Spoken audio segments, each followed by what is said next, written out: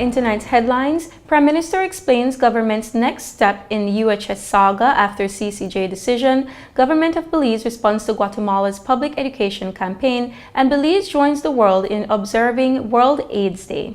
These stories and more on this week's edition of Belize Now. Thanks for joining us on this Friday, December 1st, 2017. I'm Miriam Longsworth.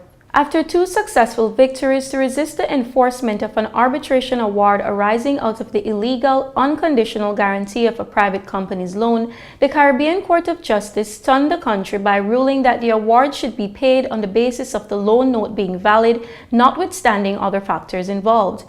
On Wednesday, November 29th, the government of Belize held a press conference to update the nation on the government's position following the recent CCJ ruling.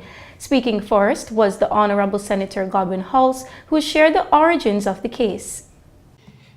The first time that Dr. Carla Barnett and the government was aware that, in fact, the government of Belize was liable for a loan on behalf of UHS to the Belize Bank was May of 2007. It was so shrouded in secrecy. Remember, there was a Finance and Audit Act. Nothing had gone to the House. Nothing had gone to the Senate. This is 2007. The Finance and Audit Act was 2005. The Finance and Audit Act, negotiated in 2005, was intended to ensure that when government, if government entered into any guarantee for any private company or any loan agreement, it had to be approved by the National Assembly first. The Prime Minister, Right Honorable Dean Barrow, then shared the history of government's resistance to honor this controversial loan guarantee and the ensuing settlement deed.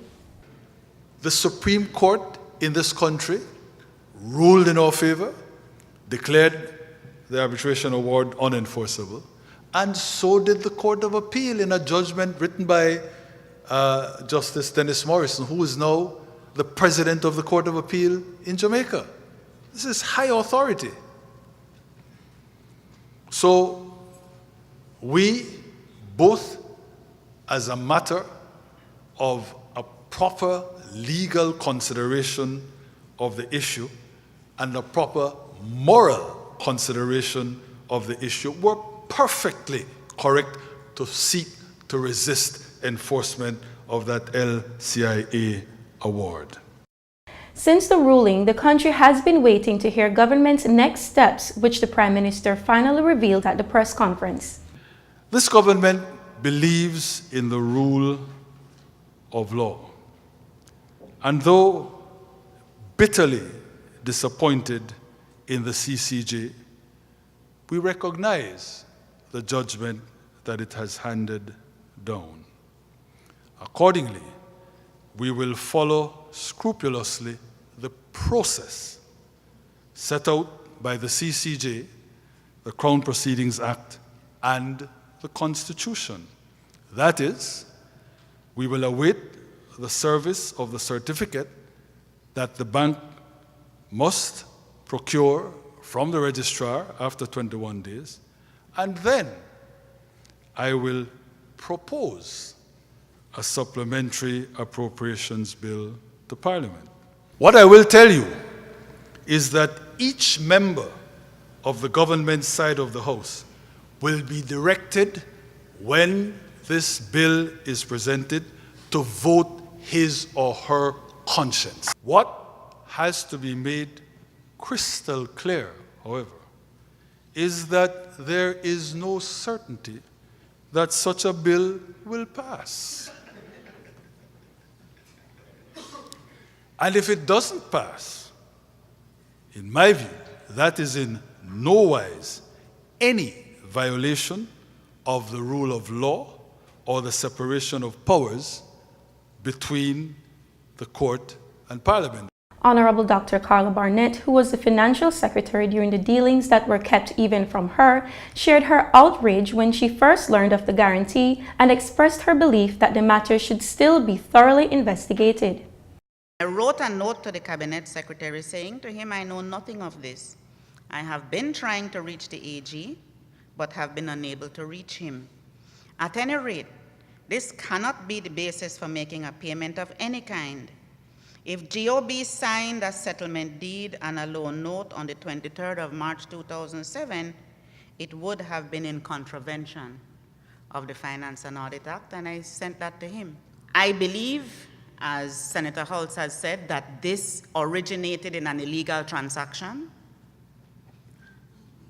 I do not believe that we ought to be paying out public monies and have nothing to show for it.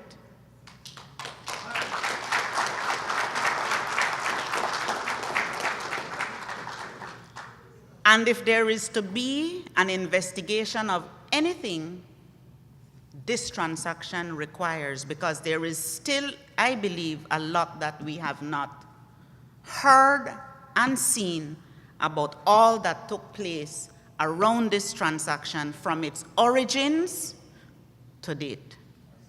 So if we're going to have a Senate inquiry that's meaningful, this is the one. The Prime Minister said that the matter is expected to be tabled in Parliament soon after the litigants make their next move. According to recent reports, the government of Guatemala is using maps which include Belize as a part of its national territory. Those maps are being used as a part of that government's public education campaign and are also being issued to schools in Guatemala.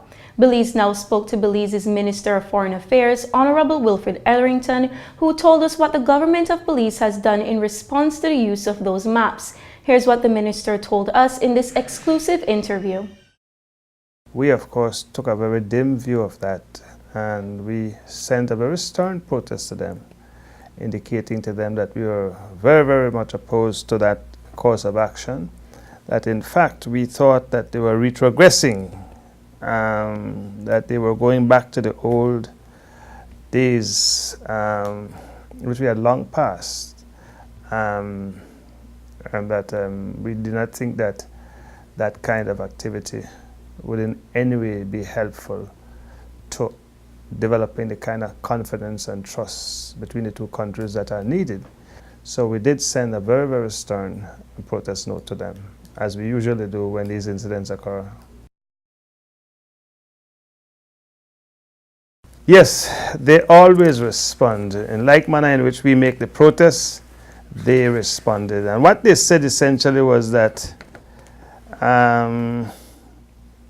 that they did not, of course, share the position we took, that it was a backward step for them to be putting our country on their maps and teaching it to their children. And they explained that the maps were in connection with their own public information campaign to prepare their electorate for their upcoming referendum. And that the map has a dotted line which represents the adjacency line and signifies that their claim remains to be resolved.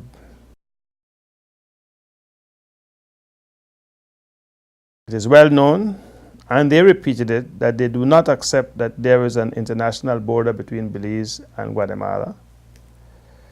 Of course, Belize does not accept their position, and it is for this reason that we are proposing to resolve the matter at the International Court of Justice. The Guatemalans, of course, confirmed and reaffirmed that they will abide by the decision of the ICJ when it is given. We continue to prepare to go to the ICJ. We continue to prepare, therefore, for the education campaign.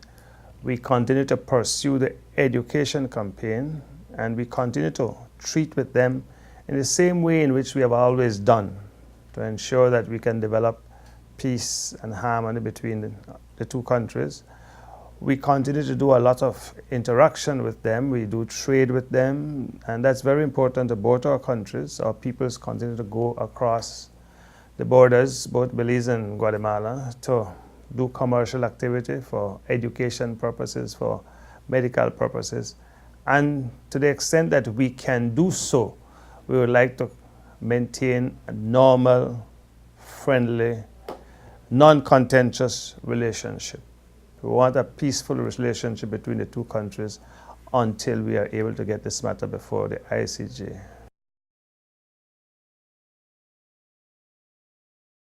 The important thing is that the Belize people need to bear in mind always that unless and until we resolve this dispute in a manner that is acceptable to both Belize and Guatemala, we will continue to have problems of this nature. The only time we can feel confident that we will not be having this kind of difficulty is when we have a settlement of the claim that is acceptable to both Belize and Guatemala.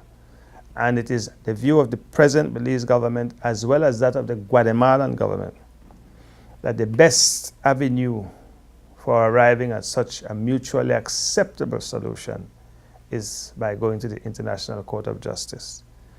Of course, both our populations have to agree to that course of action, but the leadership are of that view, and as far as I know, every nation of the world that is aware of this problem is also of the view that our best course of action is to have it resolved at the International Court of Justice. After the break, more stories. Stay with us.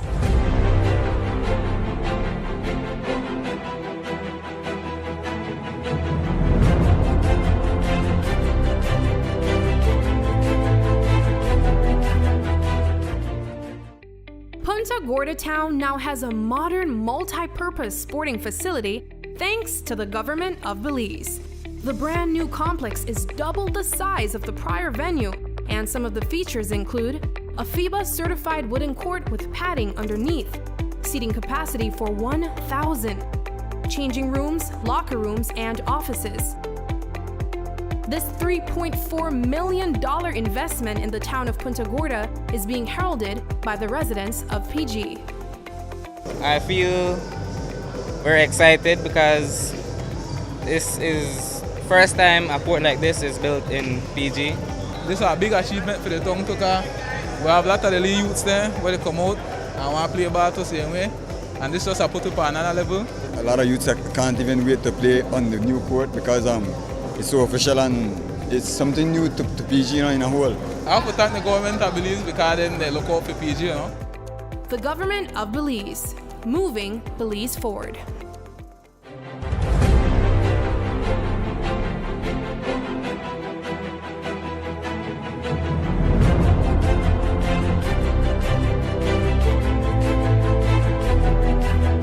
Today is World AIDS Day. This week, our Belize Now team spoke to professionals, Belizean citizens, and even an HIV victim of 9 years on the reality of HIV in Belize. Janelle Rodriguez has this story. HIV, the human immunodeficiency virus. It is a name that brings fear among many Belizeans, as it is often closely associated with risky sexual behavior, discrimination, and death.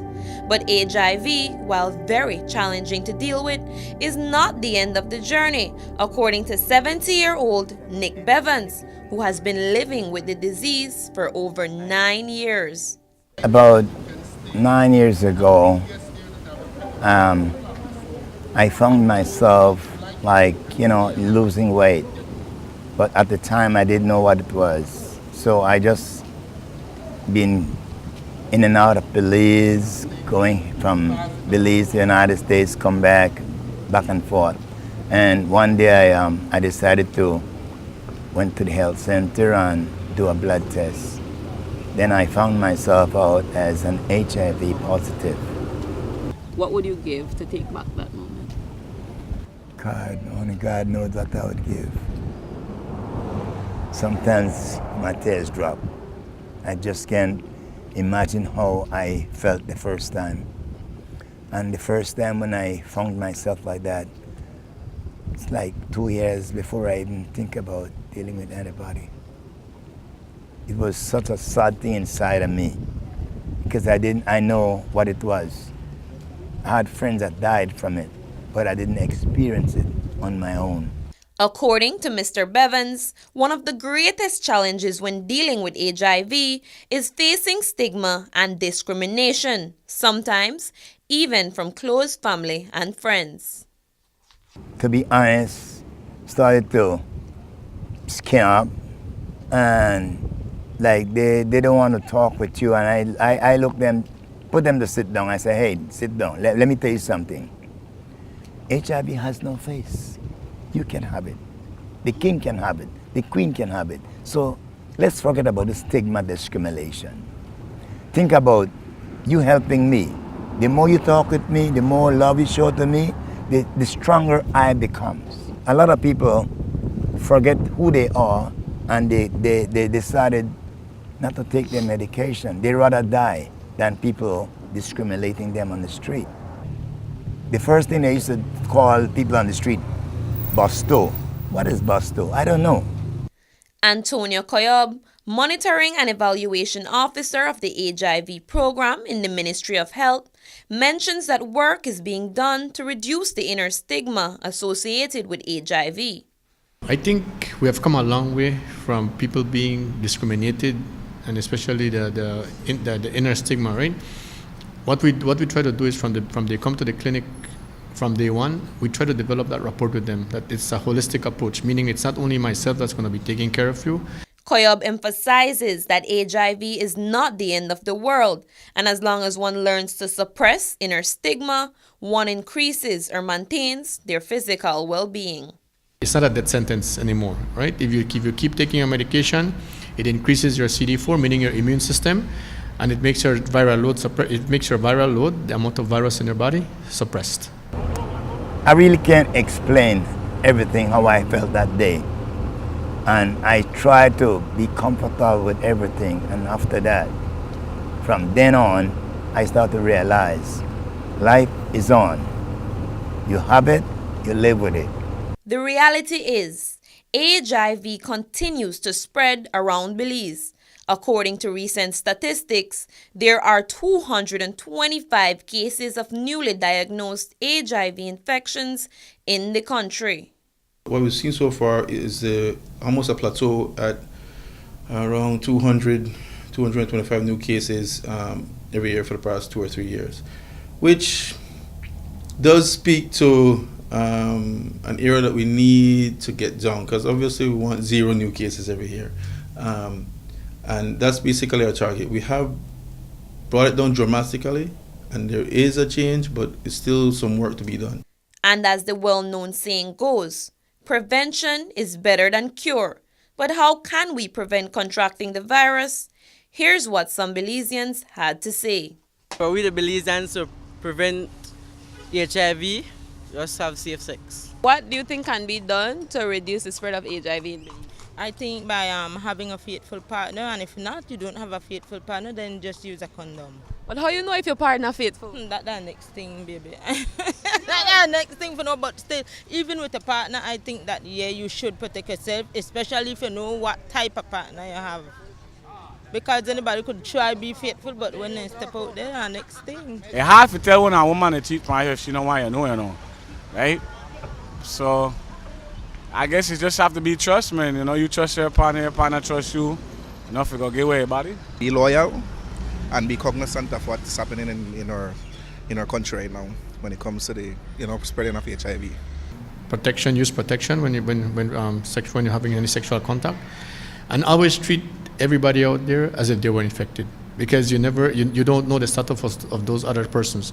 The knowledge is there, people are aware, but there's a lack between the knowledge and how you behave and how you progress. And I think that's where we need to go. That's a little gap that we need to fill. HIV has no faces. Any person can have it. Anybody can deal with this virus. In continued efforts to reduce the spread of HIV in Belize, throughout the week, the Ministry of Health conducted free HIV tests all around the country. Results were given in as fast as 10 minutes. They also emphasized the need for Belizeans to practice safe sex. Anyone can contract HIV. However, anyone can prevent it. For Belize Now, I am Janelle Rodriguez. This year's hurricane season came to a close on November 30th. To mark the closing, the National Emergency Management held a press briefing at the NEMA headquarters in Belmopan on November 30th. Speakers included Minister of National Emergency Management, Honorable Edmund Castro, CEO in the Ministry, Ruth Main, NEMA National Emergency Coordinator, Shelton DeFore, and Chief Meteorologist at the National Meteorology Service, Catherine Cumberbatch. The forecast for the 2017 hurricane season was above normal activity, and that is just what happened. For the season, we had 17 named storms, and of those 17 named storms, 10 of them became hurricane. And out of the 10 hurricane, I think it was 6 or 7, it was 6 of them that became major hurricane. And when we refer to major hurricane, we are talking category 3 or higher on the Saffir-Simpson hurricane wind scale. So that's it. The two strongest systems that formed during this season was Hurricane Irma and Hurricane Maria. And you might be wondering what was the factor that led to this activity. There was a series of factors. The first one was the vertical wind shear in the atmosphere decreased significantly, and with that being decreasing significantly, it gave way to more conducive activity in the North Atlantic Basin. Another factor was the very high sea surface temperature. It was way above normal that we had. And another thing was a shift in the Enso pattern later in the season that also caused the vertical wind shear to reduce, and as I said before, was very conducive for tropical cyclone activity.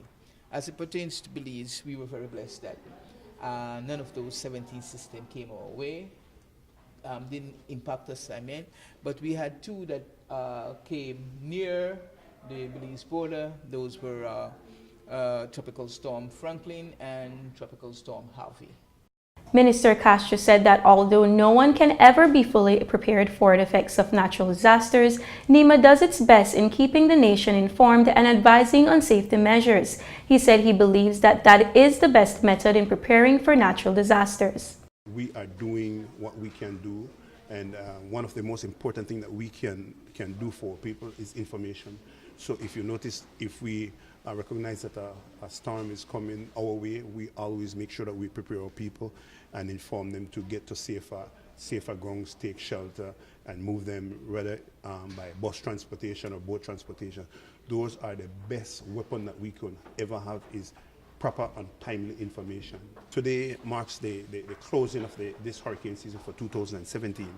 Starting tomorrow, we start to work on the preparation for 2018 to make sure that we can re-engineer, readjust how we did what we did, and so on.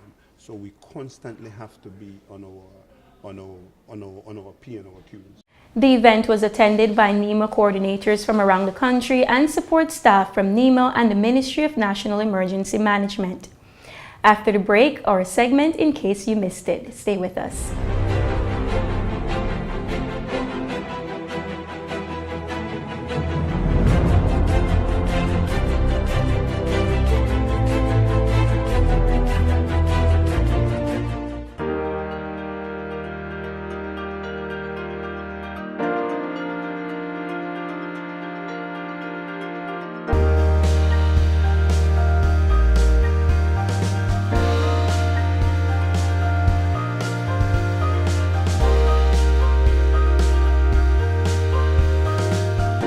Apply today.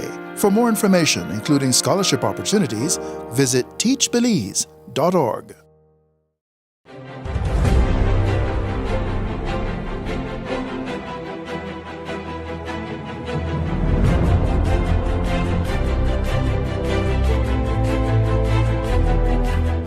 A ceremony to officially open the San Narciso Polyclinic was held on Friday, November 24th in San Narciso Village in the Corozal District.